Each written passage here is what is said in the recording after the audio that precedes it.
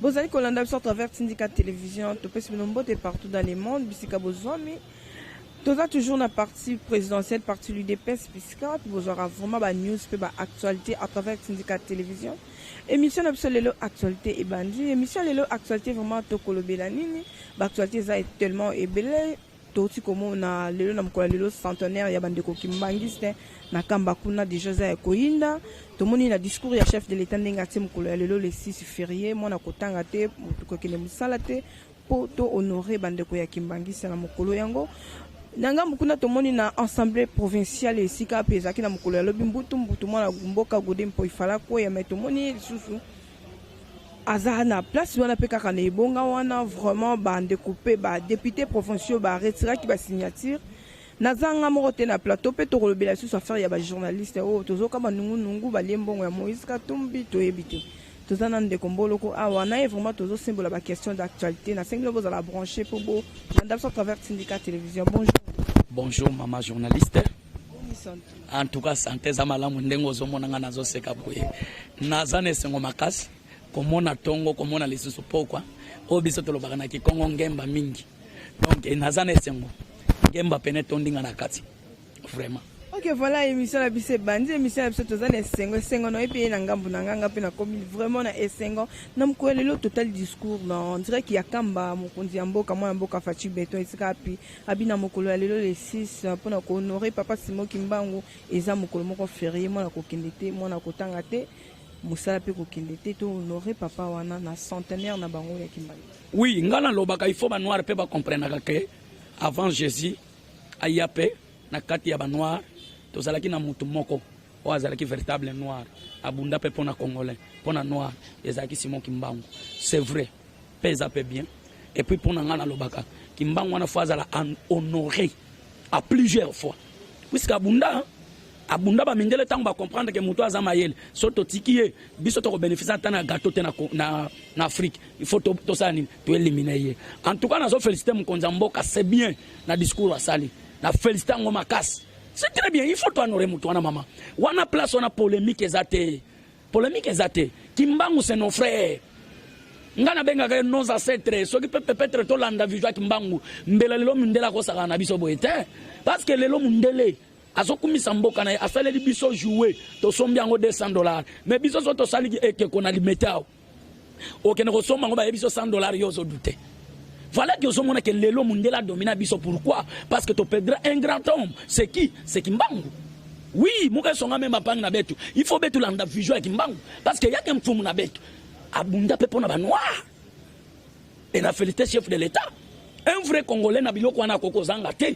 Parce qu'à l'époque tozaki na un seul président oyo azalaki marionnette, un aventurier na benga kaye un homme en bouche. Bolimi sanga c'est un terme. Biso to benga ngo bouvier so que ba bouvier ba lata ba bouchi wana oto zo mona na gambel donc aya azalaki congolais te donc en tout cas na yoko sepela que cérémonie o date yoko tomber to ça na vrai l'état congolais makila 100% on ngana benga ntutu abwala c'est Fachi Beton ndo mona se présenter na cérémonie wana oui Facha kozanga te vrai congolais o pe ba congolais ba lingi na mitema moko donc c'est ça il faut honorer mutu wana faut honorer. Ok, voilà, nous avons lobby vraiment dans l'Assemblée provinciale les acquis à Koinda, tout le monde qui va député, Moussous Bakena qui correcterait la signature, n'a pas pour Koko ils sont en Boka Gondé pour y mais parce que moi passe pour na ba ndeko ba député oh il y a union sacrée vraiment ba CP la quitter, tout le monde il peut battre comme moi en Boka j'ai Koko mon malakati à retirer qui signature na yé donc et puis tout cas qui sous moi ba nungu moi en Boka gouverneur Gentini Ngobilamba kapesa qui $12,000 na ba député provinciaux au Bakena correct tirer ba signature na ba. Oui, ngana yeko comprendre que à chaque fois nazo mona kaka na vision mukonza mboka banti Valère Bazali. Je n'arrive pas à comprendre maman, un pasteur, un homme de Dieu hein, a qu'un ensemble. Tant na yoka godem po ya koti na ensemble en toi dans ces pays là. Pourquoi? Parce que na yebi kaza serviteur de Dieu. Nazo fingate na lingi na dresser ba tu faut ba yeba que même Bible ba te ya kabiso ba chrétien.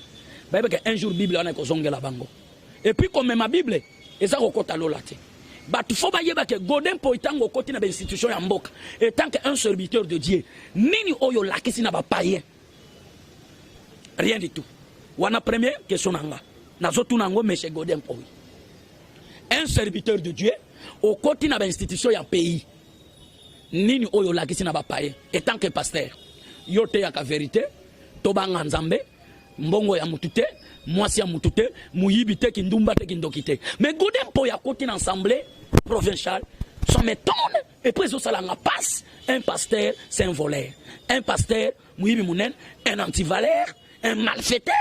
Maintenant aujourd'hui si les députés pas 8 ans ba député provincial ba quoi ça Godin Poy ba ça a raison et puis ba côté que bongoté il faut ba salayer audit parce que Godin Poy pendant côté dans l'assemblée provinciale ayibi mbongo belé on va arrêter monsieur Godin Poy on ne peut pas laisser monsieur Godin Poy comme ça tous en état de droit maman oui ba député na ba ça a raison tant tout ce monde que peuple même se souffrir bango bazo gagner à côté le lobby a comme milliardaire lobby kuna komi sokinani mais les lobbies so peuple congolais tozo tikalanga na yo assis tozo zanga même lipa ya kolia maya komela souffrance mais ça c'est notre pays riche au étranger ba kumisaka Congo c'est un pays riche wapi pays riche yango et aujourd'hui congolais so souffrir mais bango bazo bimbaris un pasteur siko nini oyo kote ya ba païen soki lelo Godin Poy ya kutinga peut-être dans une institution mboka te mais na bilo moko boy na oyiba mbongo mboka Godin Poy tant que pasteur conseil ni na kopianga o biso to lobaka fufu de même mbadi omoni bato sor na bango ezali na basali na nzambo bakota na politique ya mboko ba bebisi mboka po kongola se retrouver te malere kolanda bango ngana sepeli Godin Poy ndenga kwei et puis pour bien information azala qui déjà a financé qui déjà Argentine ngobila mbaka après ça qui bambon wana $12,000 pour ba corrompre ba député mususu ba signer te pour Godin Poy yatikala libela or ce qui député moko azu $12,000 par exemple baza 30 15 bazu $12,000 voilà que social ya peuple congolais pourquoi $12,000 wana te bambon wana no sait que na trésor public ya l'état pour être peuple congolais c'est plein nabilo kwana mais aujourd'hui peuple azo que dans hôpital à cause épicranien peuple azo kufa cause ya tonga ya 100 francs peuple a koufi mais bango bazo bimisa ba $12,000 pour na kokoren pour ba député batikala ba kwisa Godin Poy te maman to kondima le sous bêtise wana te et puis moi je demande au chef de l'état son excellence monsieur le président Félix donc nazo senge loko moko loko la loba ki toza wana pona ko améliorer état de droit et vendre na Congo. Ponanga, on ne peut pas laisser tous les antivaleurs na katamboko. Il faut bakanga bango, pe ba subir conséquences. Pourquoi peuple chaque année dans la misère? Maman tozo souffrir hein? Ce n'est pas hasard. Batouana ba yena ba kuro kazam, ba beta chef de l'état ba kuro kazam pendant 2 ans. Aujourd'hui tozo mata déjà 3e année. Sikoyo, bango bazo même la chef de l'état pona 2023, chef de l'état peuple a kotunaye. Or, ba yeba ke union sacrée, ezali changement de mentalité. Union sacrée, changement, il y a bonne gouvernance. Union sacrée, et ça a bloqué Batu Yamabe au bateau Lingate. Peuple congolais a se retrouvé. Il y a une union sacrée et Kokanga Batouana union surtout. Peut-être que na bango tuyuap. Na benga union sacrée za filet. Au moins filet soto boaki na mai. To bimisi yango. Union se kanga manakata filet za gambisite. Musu muselegete, musu njete, musu likasa. Mais biso to yebe loko to lobelaki union sacrée. Batouana ba kokanga mandezole sans problème. En tout cas, tout le bien likambo à faire ya au pur bandeko bako sa ba sala ka ba au pur ba bengi biso bako déclarer bako vivre ndenge nini gouverneur de la ville ani komona kini bo ezala toujours na bo peto chasser les kate ba boyi bango bateka ba au pur bazo kanga bango mais ba bika kaka na manière wana ya kotekela au pur batangisa kaka bana baliaka pe kaka na mbongo ya au pur sko bako vivre ndenge nini. Oui, bato wana baza un peu na raison. Tolo bate, il faut tolo baka pe vérité. Biso idepes to finga kate, nous sommes sur la démocratie. La démocratie, ce n'est pas le gingembre. Démocratie est permettre mutu nyonso oyo zanango lobby mais à part ko finga. Wane komi mabe okuta na état de droit. Mais chez le gouverneur, Azan peut-être d'autre part n'a raison, mais Azan a raison. Pourquoi? Oyebi na mboka na biso bazwaka mubeko moko me bat mubeko avo kozwa yango fo bandana na source. Source zani. Opi. Canadien no ya mai. Bajio tozomela lelo ya korora. Il faut monsieur le gouverneur abandonner baïjine wana basase. Kokanga oui. Nazo expliquer bien. Monsieur le gouverneur abandonner baïjine wana tout akangi ngo papa et sili. Si mayebi si batu ya opir na bato ba canadien wana soki na moni mutu na balabala na mai pa aoteka na basase na mai na okanga ye akota boloko c'est que congolais nyonso asani azongisima te bakangi ba usine c'est que songa na teki mai basani ni ba okanga mais au moment que monsieur le gouverneur Gentini Ngobila Mbaka mwana mboka ngeke mpangi na mundu avant de faire des choses il faut demander il faut qu'on sala ba recherche peuple congolais zo vivre ndengani tala parmi ba pays mboko ezana misère koleka ba mboka nyonso Congo Congolais liaka par jour na lobby boye parmi bamboka mboko ezana misère koleka bamboka nyonso eza Congo pourquoi na lobby lokwana but faut pas comprendre Congolais aliaka par jour soki abimita ateki lui pate Congolais oliate soit ateki opiro na ta oliate maintenant Gentini Ngobila Mbaka et loko nini a créé pour être longola chômage na bato na bazoteka opiro rien du tout. Maintenant tu viens seulement pour nous côté tracasserie lelo et commis copie ya ba policier congolais ou bazobe ya police bazo lelo tracasserie ya kokana so ba petit opi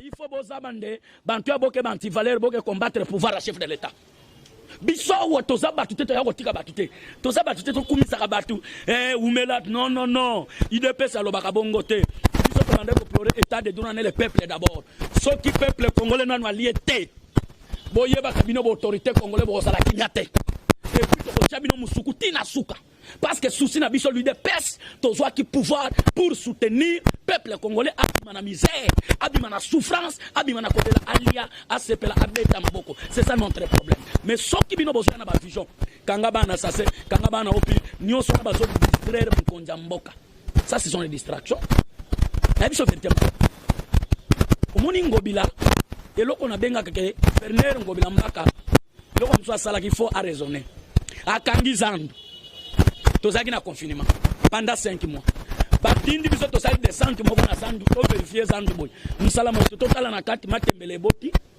diambe boti na kati tomate boti ndunde boti ndeto belela mbela ba député provincial bakiti na Zibere Kakondo siko zandu yekanga Ngobila musala ni na sala ntimambi pilai ondire ya yoke bwala na ngefe Ngobila ntimambi pilai mpangi bika bi mai vraiment non je suis contre avec monsieur le gouverneur na action na yazo ça mutu aliboso na zo combattre na lobby vérité je suis contre na action ya monsieur le gouverneur parce que action na eza clarté et ça c'est pour que tu fais vision ya mkonjambo et puis pour na basasa pour expliquer boy ce qui Gentini a besoin a créé même une compagnie moko ce qui les assure toi na baso pour la pouvoir tiki ngasa par jour à tirer même $5 oui bi congolais à travailler même nga mutu travailler ndio boulot na sala na boîte sang à travailler faut les avrer là $5 par jour hein so la salle stratégie on mona masole vendre mais monsieur le gouverneur il faut y avoir que mboko yo toza na catégorie ya batu oui biso ide pestoleti transfert d'élite le poto récupérer pouvoir souci na biso tobelela kambela et ça pour le peuple d'abord lokola bino bozo travailler na maposi na bino pona mabumba ya bino $12,000 ba député ba corrompre bango pour gode po yatikala na ensemble peuple a souffrir nini ezangi $12,000 wana Ngobila Mbaka otiango na trésor public pour peuple a souffrir nango ntimambi ben tamon ok pour la toujours na actualité de l'autre monde Karim penza akomi ko kangama ya solo to famille pe basil ko lela bazana posta ba soutenir bango mama na ya zolela mwana na zo ke prison e ko sala ndenge bungisa vrai combattant un vrai congolais Rosi Mukendi bato balakisa ngai mokonso na matete nazotanga bango tant to travailler sido na kati ya matete na basket pe boda chalero lelo akoma pira Kabila ava koma ndenga vimba to travailler na bango sido na matete wana na olo ce n'est pas la politique to travailler na Rosi Mukendi to travailler na boda oya kengela kanza matete biso na matete to benga yo javu to travailler na masa moko ya nzili ekili wana nyonso tuko zakada bango na kavo na sido lelo Karim oyeba dossier abomeka Rocher a violé Moutouté. Rocher a déclaré droit étant que citoyen congolais. On a pays. On a dit la Mboka. Karine a bêta Rocher Moutouté massacre. Crime contre l'humanité. C'est une violation, hein, maman. Si qu'on a Rocher Moutouté porté disparaître. Et jusqu'aujourd'hui, aucune solution. Mais Karine Obazo Kangababe qui est 20 ans en prison. Maman n'a qu'à voler. Inconsciemment. C'est démoniaque. Si qu'on les famille a Rosi Mukendi wana bako bénéficier na nini même ba dommager ba lupango est-ce que lupango est via monte non ça c'est quel pays on ne peut pas plaquer avec le peuple congolais nous ne sommes pas les naïfs maman congolais ça muta ko sana na yete so qui les ba ba konzi grâce au peuple congolais so qui peuple ça na mboko yo ko benga makonzi soit ko benga ma non ya on a lina expliquer mutu aliboso ya bu abetaka c'était to sala émission nande ko Zulu na Canal 13 na yebisa to ko koma 4e mois mama Karine ko se retrouver na prison ya Karine ba police musu ba betanga gazo na téléphone na yebisa ko kombo na ngamboloko nazani ya mama ye na tala ka musika na yebike Karine bazoka ngaye metangu na sentir batu babenga yakambangu wapi na 7e minute na ditora militaire na kiti na tala ko Karine ba bloquer ngala lobi biliakiye bikoti boloko ni mama yele ona lobaka sina yebaka kwa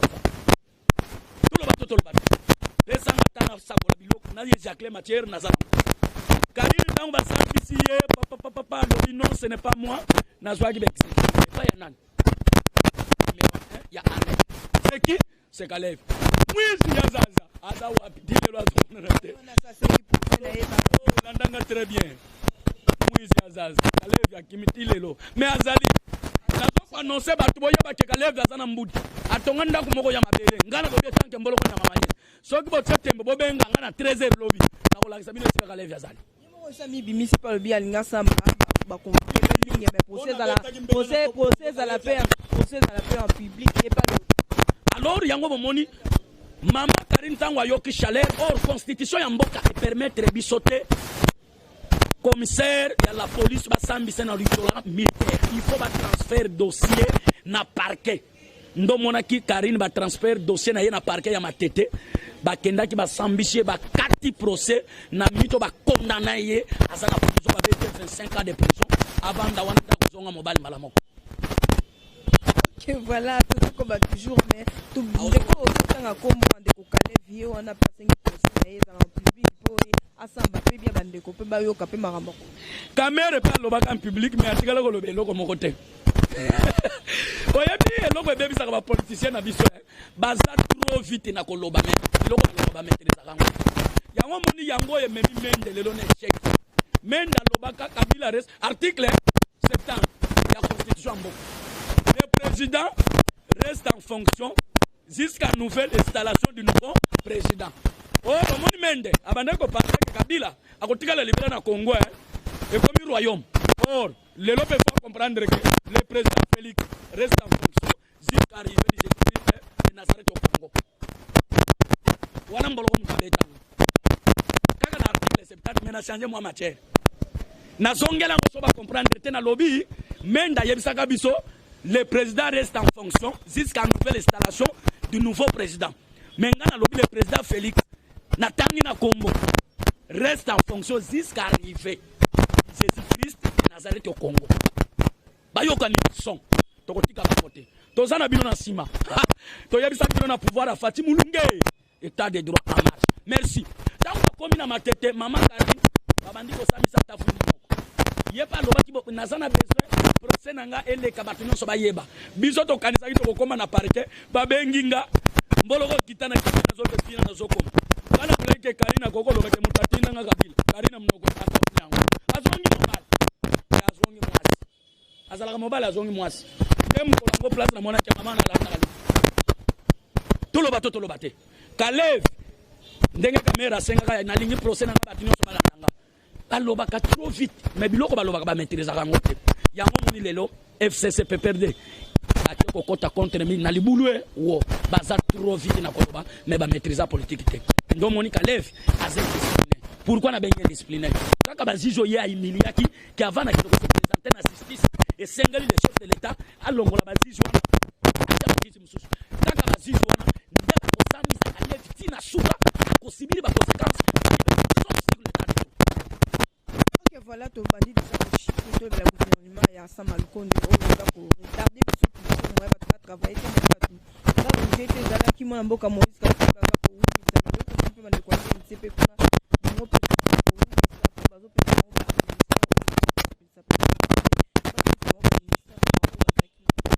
Union sacrée salut de CDG ko la na question à répondre nga même quel mot na ligne expliquer BCBG eza ya Papa Chéri. Ce que l'union matin na podium, il faut de Papa Chéri à Zoyo Matissa, si ma personne l'idée sur Saline, Oyembi, et l'ingé l'accent. Tozala qui n'a coalition, on a benga accident politique. Quand le président de la République a yéba quitté, bâton de token dans une coalition, basala toujours le mitema me peuple congolais. A quoi porter bison de côté. Président a bêta ka bormo. Abino, na ko déboulonner système. La dictature. Bango ba fini. Babi président zongi sous n'importe lobby non na soka moi bato bazo fila mais si système ezali morté oh tant que tu travailles dans la classe de mathématiques on ne peut pas déboulonner un système mais ba déboulonner ka l'élément de la système qui est cet élément c'est Kabila na ngaye le yango mon premier déboulonnement to déboulonner Kabila coalition sani ekufi Jean-Marc Kabunda bimi awa na dize malobi bato na ba yekola déjà nange ba kanzaki ko plonger bala moko na fleuve ya babandi ko pater non or nanjo Jean-Marc ayebaki déjà un homme diplomate ayebaka déjà vision politique à lobby ndo moni le tobeti bango nange bien union sacrée pas ba nanger Kabila komi mbeyambe Olivio akomi soki na Dubai to suite ko boyo ni amlengo Rubero akimi Afrique du Sud oyo kimbuta minu esila na komela noa akimi bona nini nange liboso yango maintenant linga loba déboulonnement au chef de l'état lobaka tangu coalition ekufa ni INC ni IDPS na solo la parti mon côté ni Lamuka ni PPRD tozali susu na likambo wana te donc ndenge za na minute yo kolo ya BCBG eza Fati Beton soko lingo yemba il faut atimba son micro au matin na podium mobando yemba union sacrée za bongo soko oza pressé oboyo sani olongwe otikali ozelie omoni kola union sacrée Fati ato gangi tozana coalition te okozeleti Fati place a kotia yo ndima oboyo longwe union sacrée za ya peuple oboyo longwe na yebisio que problème est retardé zanini ce n'est pas INC ce n'est pas PPRD ce n'est pas l'UDPS ce n'est pas ensemble mais ba mama bazo senga eza constitutionnellement sokota article 14 de la constitution c'est permis moi si à travers le ministériel ya mboka na ministère ezoko permettre siko ba chef ya ba regroupement politique bazoko boya ko servir basi même place moko moi je demande au chef de l'état loko l'autorisation qui biloko wana basi bazo oui c'est obligatoire mais ba regroupement politique ba chef na bango batika biloko wana ba permettre même 3 femmes ba kota na gouvernement oui les man voilà mtema ya ba congolais. Ok, voilà, to Sukinayo, to Kabon, Balanipson, qui a syndicat télévision, puis numéro de téléphone pour tout Kabon. Oui, Benta Wabima, mais Mouga sont en pagne avec Martin Fayoulungue, il faut que vendre tiré spécial nation de l'État. Un président de la République, il y a qu'un pagne nangue, et puis il faut respecter parce qu'il y a qu'un fou à boire. Mouga sont à chaque fois, tu es un produit fabriqué par lui. Martin Fayoulungue, na Congo, bon, ça va fait.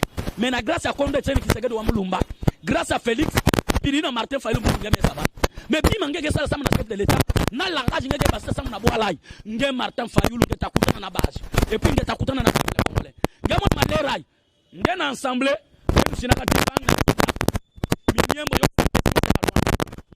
mpana ngenge vandaka député est-ce que dikambu ina Martin Fayulu bubu ya ngenge tasonga betinki awa bome fange bampina ya mutuka ngeme dila tina nsuku chef de l'état me katula mutuka mosha mbote ya me pesa nge mais peuple congolais me souffrir na kudia na kunwa merci pour le numéro de téléphone mboloko nya mama yele na finga kate na panzi bino secret Martin Fayulu nge vanda Sénégal ngeme zap so yebite benganga na kikongo to solo soki ya solo ngeta dila bomé dila bayoka nini son merci plus 243 90 090 39 366 59 plus 243 090 39 366 59 mboloko na mama yele kutanga na kinga kati lobi na 6h to kutana.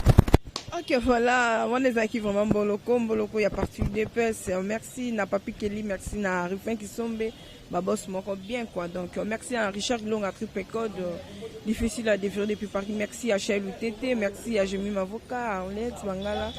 Et merci aussi à Junior Mbouy derrière la caméra. Et merci aussi à Mike Zola de la régie. Merci à Bandeko Bolingarabi sur un syndicat télévision, tous les chasseurs des images, pour nous coloquer la vidéo toujours par image, pour s'abonner et belé, boya na syndicat télévision. Et mon assistance, Jeanne Djokwa, n'a pas semboté, tout ça n'a tout le monde est bien ouvert.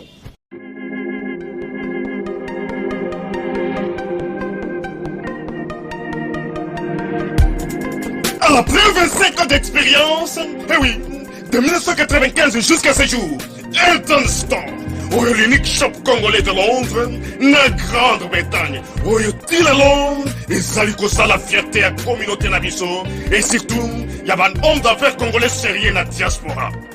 Oh yes. C'est créé Elton Store et Sali Kakamoko, le sérieux, à quel na service qui t'a qu'on a client naïe. Avec ma produit naïe, où il y a première classe, il y a qualité supérieure. Oh, il y a ma bombe à Eden Store. Oh yes, mon climat bimbe yeba. Ma maman à Londres va confirmer. Eden Store, c'est le perso des produits cosmétiques. Il y a solo produits originaux. Et yes, les alipes perso, il y a produits alimentaires, naturels et organiques. Au travers de nos produits cosmétiques, Eden Store détient le secret. Secret ya solo. Oya poso ya mama mwasi kitoko. Poso ya mwasi penza basali kolula. Poso ya mwasi mobala kotala ya lembate. Poso soko tamboli masanga sima. Eh oui, yango ne ba produit ezoteka na kati Eden Store. Na ba produit alimentaire. Oya Eden Store, yango de secret ya cuisine ya mama congolaise. Eh oui, nyonso ko se pensa mobali na yo ezali. Pondu, matembele, ngai, ndole, fumbwa, ndunda, bilembwe, oyo nyonso penza, oyo kobonga pona cuisine na ezali. Oh yes. Olingi mobali na yo asepela na yo libela na libela. Olingi mobali na yo atalaka yo lokola mwasi azali kolula sika. Oh yes. Olingi mobali na asisa biloko nyonso tielaka ye na mesa. Secret zali kaka moko. Eden Store.